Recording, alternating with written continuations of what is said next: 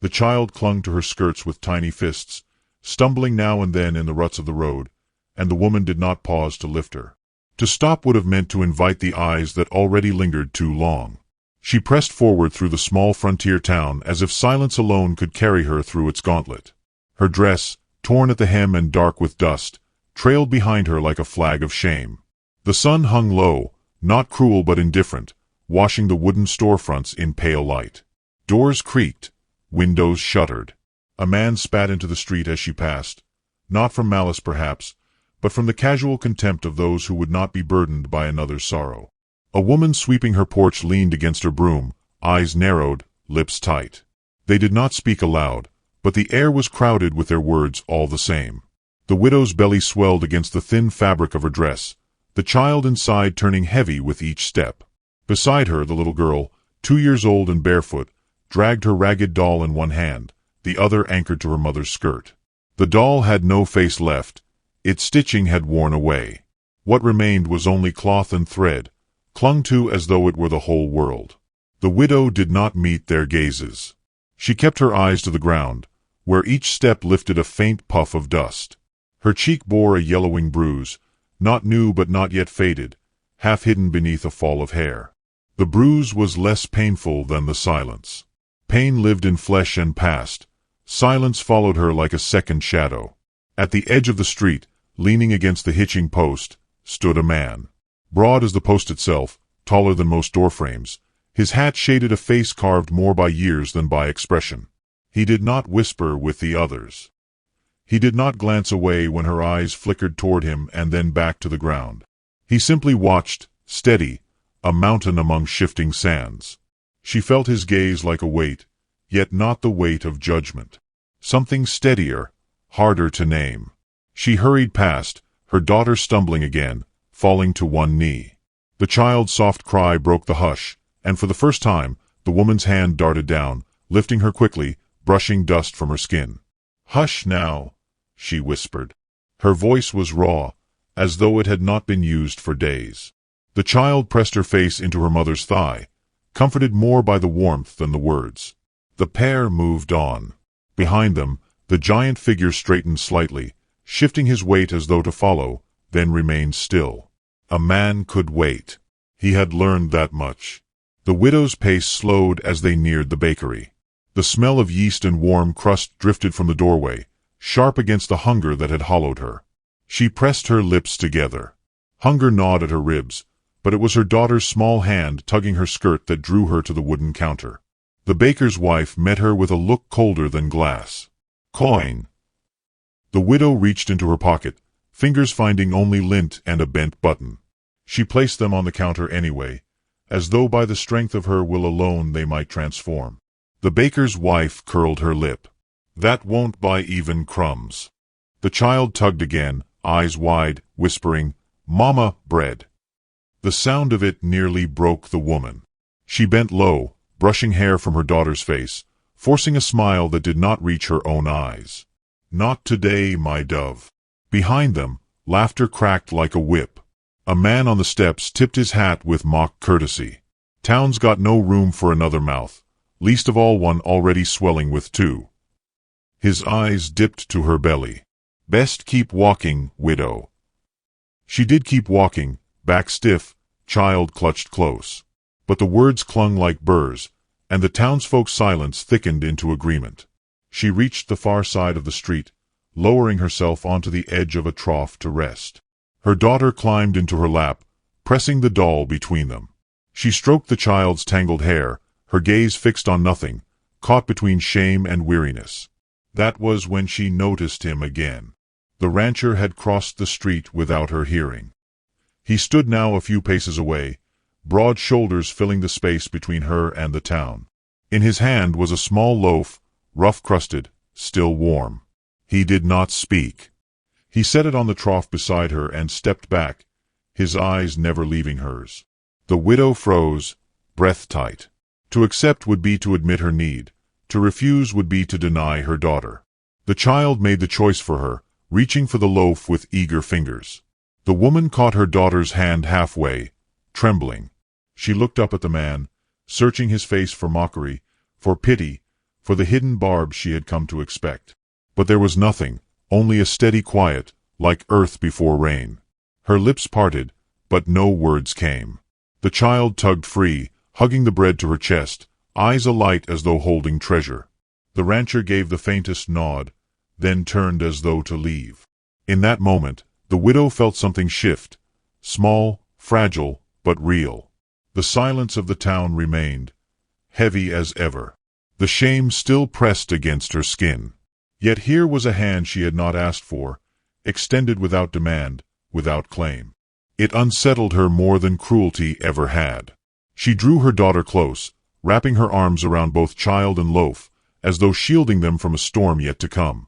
Her eyes followed the man's retreating figure, tall and unhurried, until he disappeared around the corner. The child gnawed at the crust, crumbs scattering across the widow's lap. She brushed them away absently, her gaze fixed on the dust where his boots had passed. For the first time in many months, she felt the stir of a question instead of despair. Why him? Why now? And though she would not yet speak it aloud, though she would not even allow it fully into her mind, a part of her already feared the answer, that the quiet man who had watched and did not look away might be the one thing she could not afford, hope. The loaf was gone by morning. The child had eaten most, crumb by crumb, her small hands sticky with crust, her belly rounder for the first time in days. The widow had taken only the hardened end, chewing slowly, her throat working against the tight knot of gratitude she refused to name. All night she had watched her daughter sleep with the bread clutched to her chest as though it were a doll remade, and in that watching she had felt both joy and fear. Joy that hunger had loosened its grip, fear that tomorrow would bring nothing to replace it. The town awoke early, as it always did, with the scrape of brooms on porches, the hammering of nails, the cry of livestock. She rose with the noise, pressing her hand against her aching back. Her belly pulled at her frame like an anchor, each step a negotiation between balance and will. Her daughter toddled behind, hair tangled, clutching her faceless doll. The morning light revealed more stairs, more silence, and the widow walked as if she carried not only her unborn child but every whisper too. She went first to the seamstress, offering to mend or scrub in exchange for scraps. The seamstress shook her head before she had finished speaking, eyes darting toward the swell of her belly. "You'll have no time for work soon. Try the boarding house." At the boarding house she was told they were full, though she saw with her own eyes an empty cot by the window. The keeper's tone was clipped, impatient, as though she feared even the touch of a question might leave her stained. "Try the blacksmith's wife." The blacksmith's wife listened with her arms folded, her jaw tight. "We've no room for another mouth. Not with winter coming." The widow bowed her head, thanked her anyway, and turned away, though her daughter had begun to cry from the effort of walking so far on small bare feet. She knelt, smoothing the child's hair, whispering, "Hush now, hush, little dove." But the child's stomach gave her away, growling louder than words. The bakery was her last hope. She lingered at the threshold, watching others exchange coin for warm loaves. The air was thick with the scent of yeast, with the faint crackle of crust breaking. Her mouth watered against her will. When her turn came she laid the bent button and scraps of lint once more on the counter. Her hand trembled as though it might steady the worthless offering. The baker himself did not even glance down. His wife had already turned away. The silence stretched until her cheeks burned. "Please," she said, voice ragged. The word was barely a whisper, but in that still room it sounded like a shout. Her daughter tugged at her skirt. "Mama, bread." That was when the laughter came again. The same man as yesterday lounged on the steps, hat tipped back, teeth flashing. "She's back again, belly first. Thinks kindness is coin." He smirked at the baker, then back at her. "Best give her a lesson instead of bread." The widow stiffened. Shame burned hotter than hunger. She gathered her daughter quickly, turning to flee, but the girl's small feet tangled in the doorway, and she stumbled. The widow caught her against her hip, arms trembling with the weight of both child and unborn. In that moment she thought she might collapse entirely, body and pride broken in the same breath. And then the air shifted. A hand laid a silver coin on the counter with a finality that silenced the laughter. The widow turned her head, and there he was again. The rancher. His shadow filled the bakery doorway, his shoulders nearly brushing both sides. He did not look at her, nor at the man outside. His gaze remained on the bread, steady and calm. The baker, eager now, wrapped 2 loaves instead of 1. The rancher pushed them across the counter, his large hand dwarfing the small bundle. He did not speak. He did not ask. He simply set the bread within reach of the child, then tipped his hat once in the widow's direction. The laughter outside faltered, sputtered, then faded altogether. The townsfolk, drawn by the noise, glanced between the rancher and the widow, whispers already stirring. Yet no one dared speak against him. His silence carried more weight than their words. The widow's heart hammered in her chest. She wanted to refuse, to say she owed nothing, to guard herself against the debt of kindness. But her daughter's hands reached eagerly, clutching the loaves as though they were treasure, and the widow's throat closed around her protest. The rancher stepped back into the street, boots grinding against gravel, the murmurs following in his wake. He did not look back. His stride was unhurried, as though he had simply done what was necessary and nothing more. The widow remained frozen in the doorway, bread pressed against her daughter's chest, shame and gratitude warring in her veins. Her bruises throbbed beneath her sleeves, reminders of a past she could not shed. The townsfolk's eyes burned against her back, but none offered words. Only the rancher had moved, and now he was gone again. She left quickly, clutching the loaves, her child's small steps quick to keep up. They found shelter behind the livery stable, where the smell of hay softened the edge of hunger. She tore off a piece of bread, placing it in her daughter's hand. The girl hummed softly as she chewed, eyes bright, crumbs dotting her chin. The widow ate then, too, though each bite felt heavier than the last. The bread filled her stomach, but it did not lighten her heart. She pressed a hand to her belly, feeling the slow turn of the child within. A thought came, unbidden. Perhaps the rancher's coin had not been for her at all, but for the unborn, for the daughter at her side. Perhaps kindness could be directed toward them without touching her. Still, she could not shake the image of his eyes, how they had not judged, not searched, only held steady, like a man who had learned to live with silence. The day wore on. She carried the bread with her, doling out small pieces to stretch its life. The bruises on her arms ached, and each step reminded her of the weight she bore. Yet the memory of the coin on the counter would not leave her. As dusk settled, she found herself glancing down the road where he had walked, as though expecting to see his figure again. She told herself it was only fear, that she needed to know where he stood, whether his silence hid danger. Yet beneath that thought was another, quieter, more dangerous still, that perhaps his silence was not a threat but a shelter. Her daughter curled against her side, already drifting into sleep. The bread lay between them, wrapped tight. The widow leaned her head back against the rough wood of the stable wall, eyes heavy, heart restless. The town had given her only bruises and whispers. He had given her bread, and she could not yet decide which was harder to bear. The widow left the livery stable with Dawn, bread tucked beneath her arm, daughter clasping her hand. The air was cool, washed clean by the night, but her body ached as though burdened with stones. The bruise on her arm had darkened, her back stiff from sleeping on hard boards. She walked because standing still meant being seen, and being seen meant remembered whispers. The town's dust lay quiet at that hour. Only a few stirred, the smith hammering faint sparks into the morning, a boy drawing water from the well. And yet she felt watched, not by the curious eyes of neighbors, but by something heavier, slower, patient. When she looked, she saw him again. The rancher stood at the corner of the general store, hat brim low, shoulders broad enough to bar the street. He was not near, but not far. He did not speak. He did not wave. He simply watched, steady as dawn itself. She lowered her gaze and pulled her daughter closer, heart quickening. All day he seemed to drift at the edge of her path. When she bent to fetch water, she glimpsed him by the trough. When she searched for work at the boarding house again, his figure leaned against a fence across the street. Always still, always silent. A shadow that did not press but did not leave. She told herself she hated it, that it was another form of judgment. Yet it did not feel like judgment. It felt like waiting. By noon, hunger pressed again, and the bread thinned. She tore small pieces for her daughter, chewing little herself. The girl laughed suddenly when a dog barked near the smithy, her high voice carrying on the air. The widow hushed her quickly, fearing the sound might draw cruel eyes, but when she glanced up, the rancher was watching not her, but the child. His face, carved of stone, softened, barely, but enough for her to see. She turned away sharply, unsettled more by that flicker of warmth than by scorn. The past returned then, unbidden. Nights when her late husband had raged over debts, striking her with fists meant for walls. Days when neighbors had turned their backs, unwilling to intervene in what they called a household matter.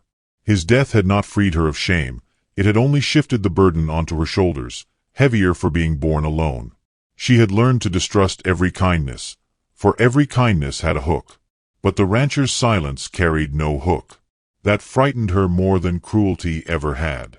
Toward evening, as the sun sank in copper light, she stumbled on the road. Her daughter, too tired to walk further, had tugged at her skirts until she lifted her onto her hip. The added weight bent her frame, and when her foot caught a rut, she nearly fell. Pain flared up her side, sharp and sudden. She gasped, clutching her belly, holding the child close. From behind came the crunch of boots on gravel. She froze. He was there, nearer now, shadow stretching long in the dying light. He did not reach for her. He did not ask if she was hurt. He only stood watching, his face unreadable beneath the brim of his hat. The silence between them stretched like taut rope.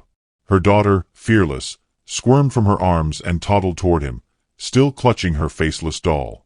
"Bread," the little one said, as if naming him. She lifted the doll with a smile, crumbs from her earlier meal still clinging to her chin. The widow's breath caught. She hurried forward, reaching for the child, shame burning hotter than pain. "Come back," she whispered, sharp and urgent. But the child had already reached him. The rancher knelt, slow and deliberate, lowering his bulk until he was level with the girl.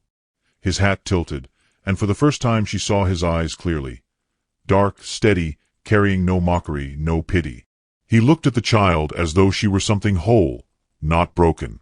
He let her place the doll in his broad hand. He turned it carefully, studying the frayed threads as though it were a thing of worth. Then he handed it back with grave care.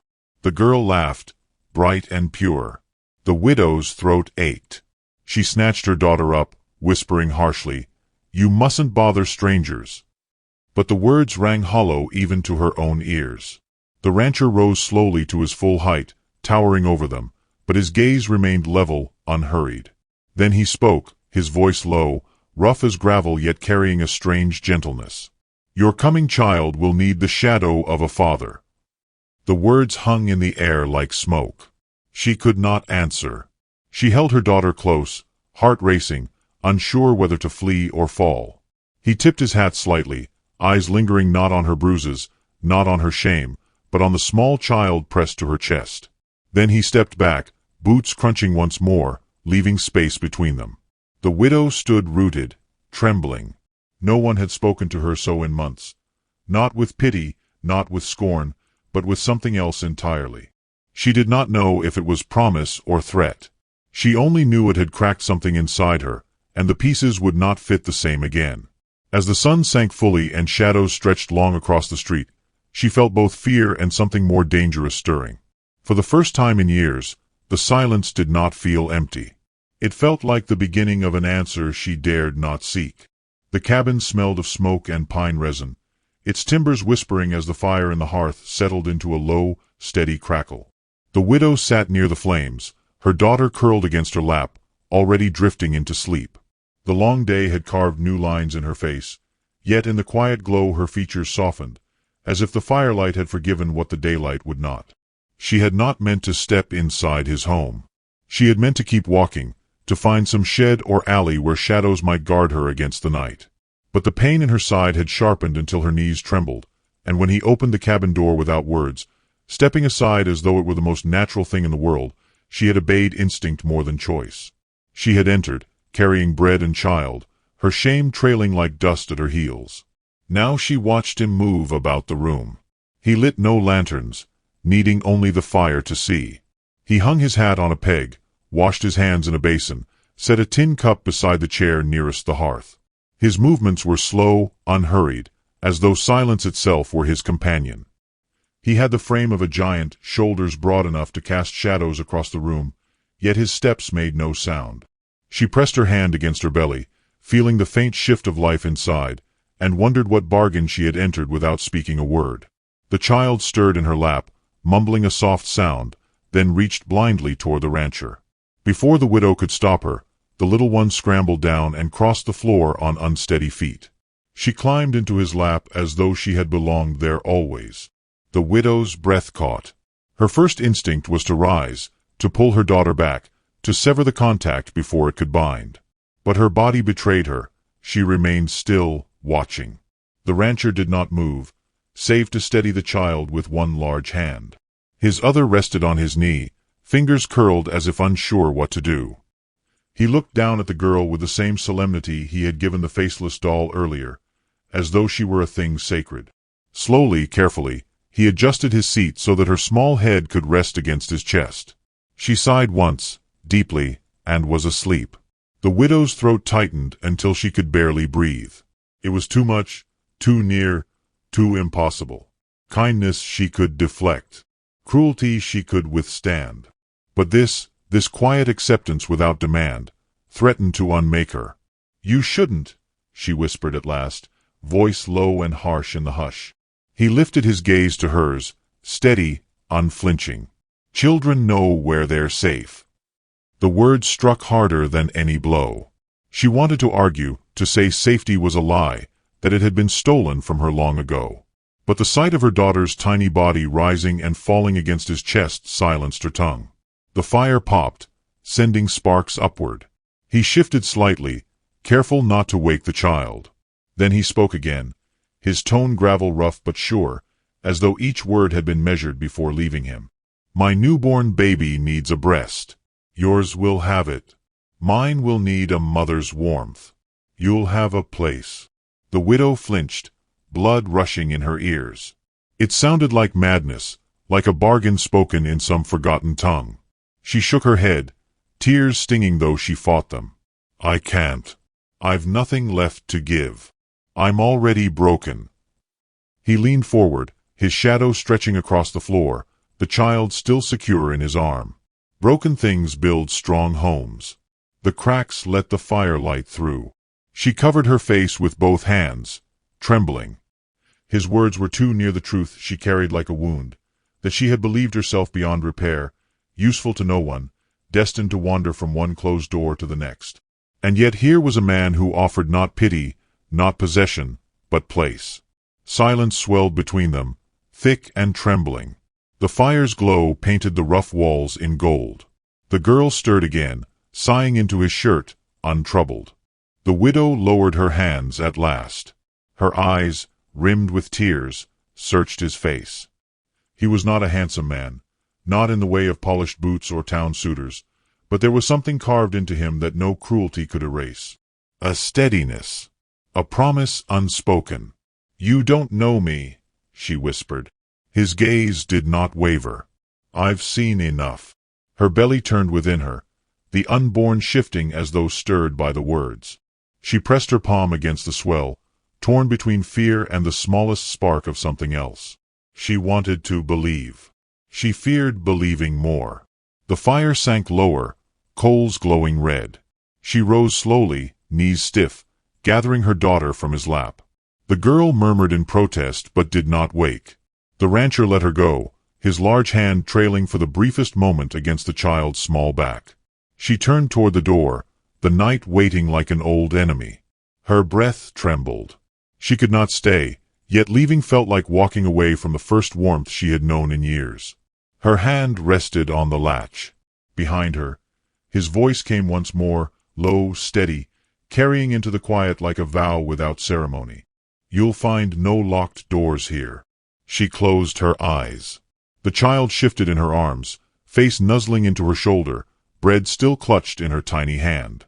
For a heartbeat, the widow swayed, torn between flight and surrender. The fire crackled, the coals shifting, the room behind her alive with warmth she dared not claim. And though she stepped into the night, Her heart carried the weight of his words like an ember she could not extinguish.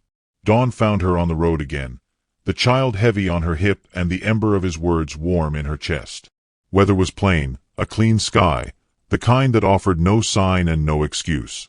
She told herself she was walking away, but her feet drew a slow circle that ended, as some circles do, back at the cabin with smoke rising thinly from its stone mouth.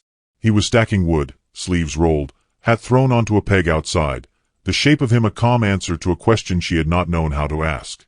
He did not call out, only shifted one split log aside to clear the threshold. She stood on the packed earth and said nothing, because nothing was safer than yes and kinder than no. Another small tightening rippled across her belly, not yet a storm, but the wind before it. He lifted the latch as if opening a gate he had already decided to keep open forever.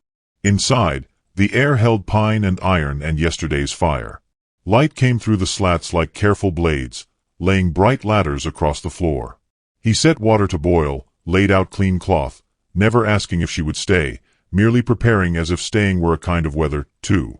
The child wandered to the hearth and, with the solemn joy of small people, lined 3 pebbles along the stone as if counting blessings. Her mother lowered herself to the chair, breath hitching, fingers white on the armrest until the tightening passed. She watched him the way a skittish mare watches an open hand, ready to bolt, aching to believe. He moved sparingly, as if each gesture cost coin and he meant to spend it well. When he spoke, he did not look at her. He looked at the table, at the cup, at the window, as if speaking to the room so she could listen without being pierced. "I was a husband once," he said quietly, "and a father almost, before fever took the future we had set on the shelf like a jar. The chair knew me better than any parson, and the wind learned my name." He stopped there, as if more would be waste. Another tightening came, harder now. She closed her eyes and breathed like a woman walking through snow, slow and sure despite the cold. He handed her the cup. Steam rose like a blessing. Outside, footsteps gathered, whispers sifting under the sill like dust. Word had traveled, about bread, about a stranger's threshold, about a widow with a swollen belly and a child whose laughter did not know the price of it. He opened the door and stood in it, filling the frame without threat, meeting their eyes the way a tree meets wind, by remaining. No words, no show. After a while the footsteps thinned, the whispers dissolving into their own small hunger for something to tell. He shut the door gently, as if laying a blanket over a sleeping thing. When the time came, he fetched the midwife from the edge of town, then stationed himself beside the hearth like a sentinel who understood fire and fear. He did not touch without being asked. He held the basin, wrung the cloth, stoked the coals until the room breathed steady again. Between panes the widow watched the slatted light climb the wall, then shiver as clouds passed, then settle, as if heaven itself were considering her. Her daughter slept by the hearth with the pebbles, palm over her heart the way children pledge themselves to sky and song without knowing why. When the baby finally came, the cry was thin as a reed at first, then strong, a river finding its mouth. The midwife smiled with her eyes and said little. Some moments don't need a witness who speaks. He stood back, one hand braced on the mantel, face turned slightly away as if guarding the room from every ghost. The widow gathered the newborn to her breast, tears breaking silently over the ridge of her cheekbones. The rancher lifted his rough coat and set it around her shoulders, closing it at the throat with a gentleness that surprised even the air. Outside, a new wind moved the eaves. A piece of tin the child had strung with twine clicked, a wind chime born by accident, speaking soft. He took the toddler into his arms when she woke, balancing her on his forearm while he looked back at the mother, asking nothing, offering everything. The child pressed her small hand against his chest, over the place where a man keeps his hardest stories, and left it there. He covered it with his own, and the room learned a new silence, not of judgment, but of belonging. Later, when the door opened again and the town pretended it had errands nearby, he lifted his chin just enough for them to see the shape of his answer. No speech, no sermon, only the coat on her shoulders, the child's hand on his heart, and the newborn rooting, alive. It wasn't a mansion, or a wedding, or a promise made loud. It was spaghetti on a wooden table, and the way she looked at him when she thought he wasn't watching. And maybe that's how homes are made, one small kindness at a time, and the gossip finally ran out of breath. Which city are you watching our video from? Please leave a comment. Please subscribe to the channel as well. Thank you.